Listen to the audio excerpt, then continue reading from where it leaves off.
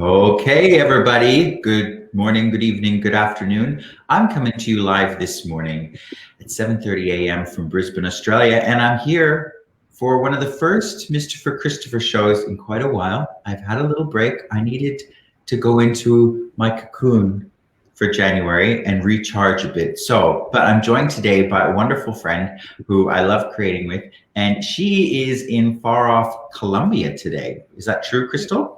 That is all true. Yeah. So if I have Wi-Fi glitches, you know what's happening.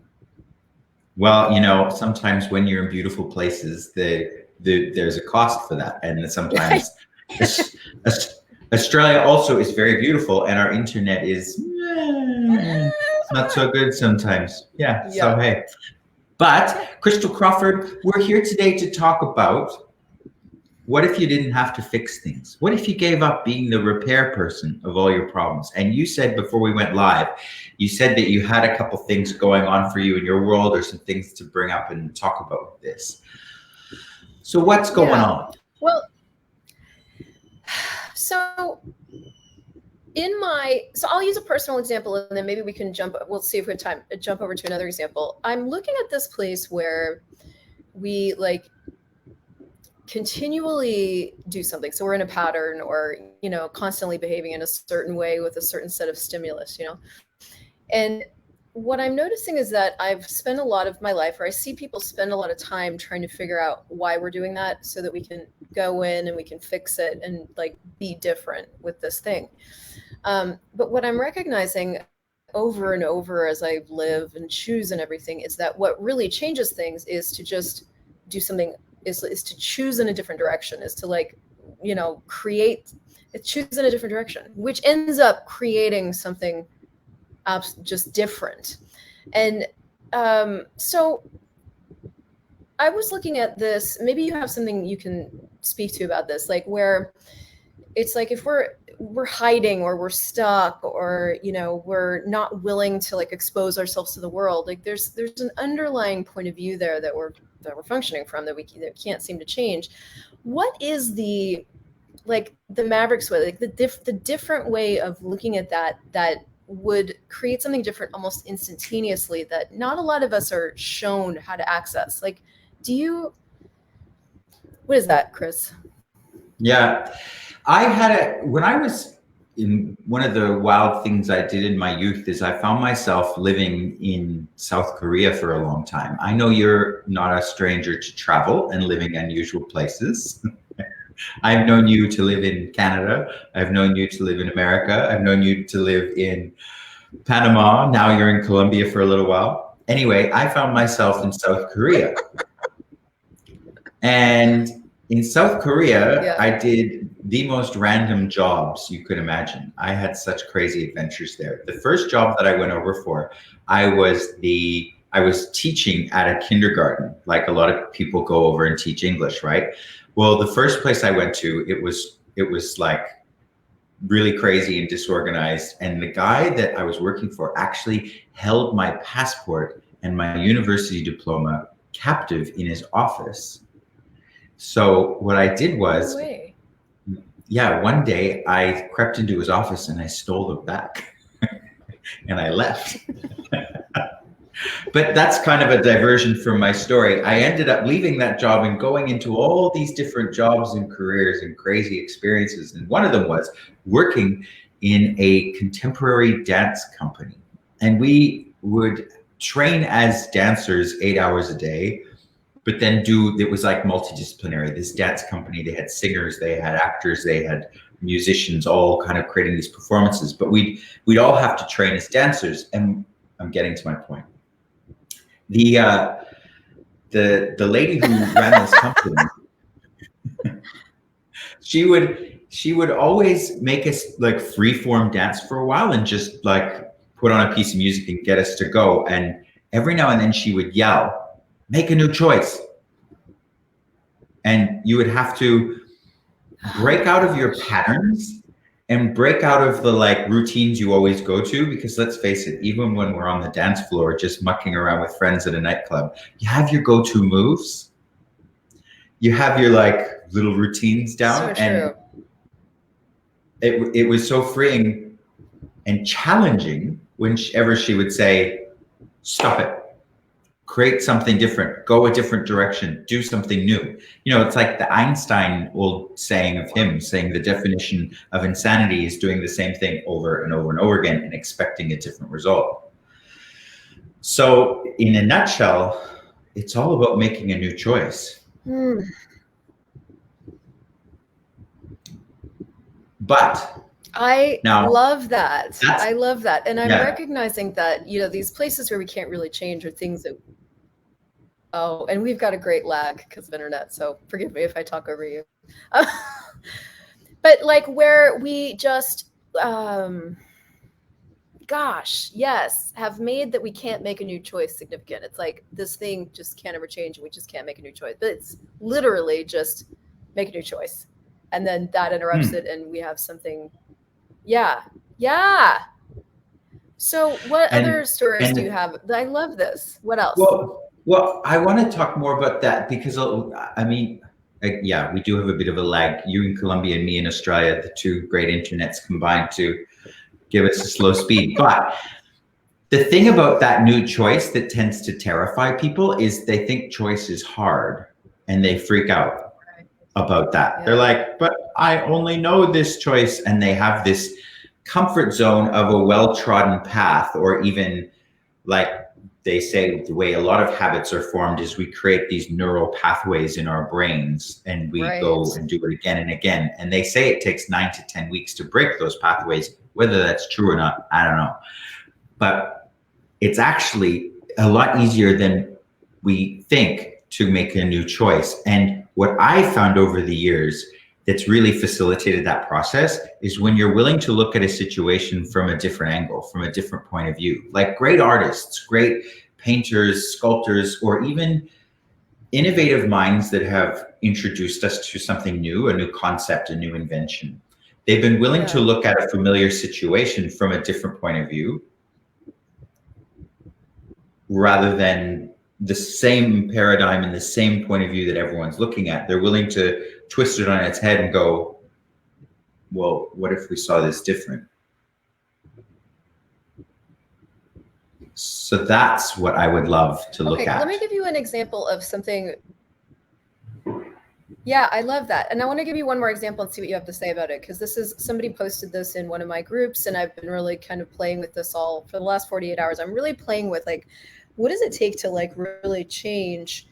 And this actually, the key might just be make a new choice. But like, what does it take to really change like a fundamental kind of belief you have about yourself? And somebody posted in my group, if I were to actually be all of me, my family couldn't handle it. I would separate myself too much.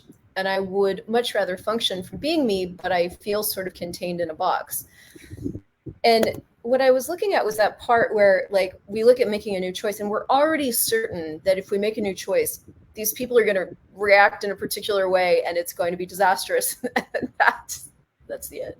So it's like, if you were going to turn something like that on its head, like, I know my family's going to do this. Like, how would you play with that? Well, that's actually a great question and a great example, because when you're, say, dealing with family or dealing with staff, and whether you like it or not, you have an awareness of those people. You have an awareness of what their agenda is. You have an awareness of what they usually choose. And that's helpful. You know, it's like what people refer to as herding kittens. If you know how the kitten will react, you can stimulate it in a certain way to try and alter the course or get it to move in a certain direction. Yeah. So if you know how something is going to react, you know what they're likely going to choose, that gives you a bit of an advantage to change the situation. It's like playing a game of chess or checkers. If you know how your opponent usually operates, let's say you're playing chess with your brother and your brother's always quite aggressive. Well, that gives you information of how to play with them. Do you meet their aggression? Do you play more defensively? You could usually presuppose what they're going to choose a few steps ahead. And when you're at least a few steps ahead, that's the key to creating something that works for you. Right. But what I'm getting at how you're talking about it is like you're playing with it. Like it's not significant what the other, it's like really just not making it significant. It's just information about how they're going to view you and the way they normally are, and then you just play with it to create a greater result, which to me is really different. Speaking of being different. Yeah, well, what most people do is instead of that, what they try to do is change the other person. That, or change themselves so that the other person doesn't do the thing that they know they're going to do, which ends up you lose yourself and everything that's possible in that process. Right, but what I've been looking at lately, and the class that we've got coming up next week is about being a maverick. And to me, being a maverick isn't about changing everybody else, though they do tend to change as a result of what you choose. But it's creating something pragmatically that works for you and works for everyone by doing what works, making choices that work with your awareness and allowance of the situation, rather than following the well-trod path that you always choose that always ends up in the same situation. It's going, hang on, what if we looked at this differently and made a different choice? What if nothing had to be the way we thought it did? Which gets us to the whole fixing problems thing. If you're willing to look at things different, nothing actually is a problem that needs to be fixed.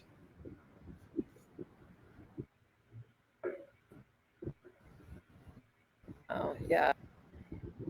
And that's such a paradigm shift. Like, I don't even know why that is so apparent, but it's such a paradigm shift. So, okay, so can you say a little bit more about that? Nothing's a problem. So what do you mean? Yeah, well, like let's say in business, I have in one of the businesses that makes me money, the Antique Guild, which is here in Brisbane, Australia, but we have websites and we sell all over the world. I've got 8 different staff. Each of them has their own agenda, their own ways of doing things, their own usual ways of operating for the most part. 8 kittens to handle. Mm-hmm.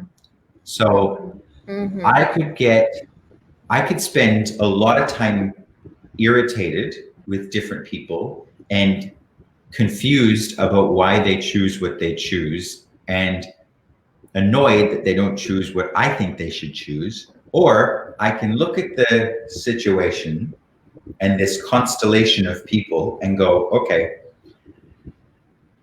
how do I integrate these people and what they're capable of so that it all works to create something greater?